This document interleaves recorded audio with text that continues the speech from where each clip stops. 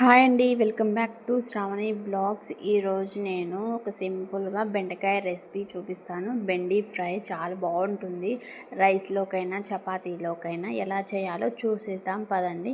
ముందుగా స్టవ్ పైన కడాయి పెట్టుకొని కొద్దిగా ఆయిల్ వేసి ఆయిల్ వేడెక్కిన తర్వాత పచ్చిమిర్చి, ఆనియన్, జీలకర్ర, కరివేపాకు, తర్వాత తిరుమాత గింజలు వేసుకోవాలి. అవి కొంచెం లైట్గా ఫ్రై అయిన తర్వాత బెండకాయలు సన్నగా కట్ చేసుకొని వేసుకోవాలి. సన్నగా కట్ చేసుకుంటేనే బాగా ఫ్రైకి బాగుంటాయి. కొద్దిగా లావుగా అయితే అసలు బాగోవు, చాలా టైం పడుతుంది వేగేసరికి.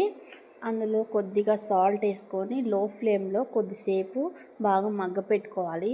అలా చేస్తే ఎక్కువ జిగురుదనం లేకుండా చాలా బాగా వస్తుంది. చూడండి, ఇలా బాగా మళ్ళీ కొద్దిగా సేపు ఉన్న తర్వాత బాగా కలుపుకున్న తర్వాత లో ఫ్లేమ్లో పెట్టుకోవాలి. చూడండి, బాగా ఫ్రై అయిపోతాయి కొద్దిసేపట్లోగానే.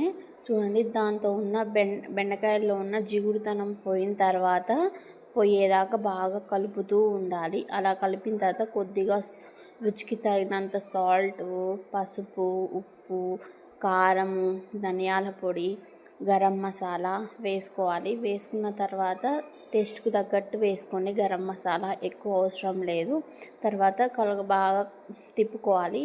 కొద్దిగా ఫ్రై అయిపోయిన తర్వాత దాంతో ఫ్రెష్గా దంచుకున్న అల్లం వెల్లుల్లి పేస్ట్ కాకుండా ఒత్తి అల్లము, ధనియాలు ఉంటే ధనియాలు దంచుకొని రోట్లో వేసుకోవాలి.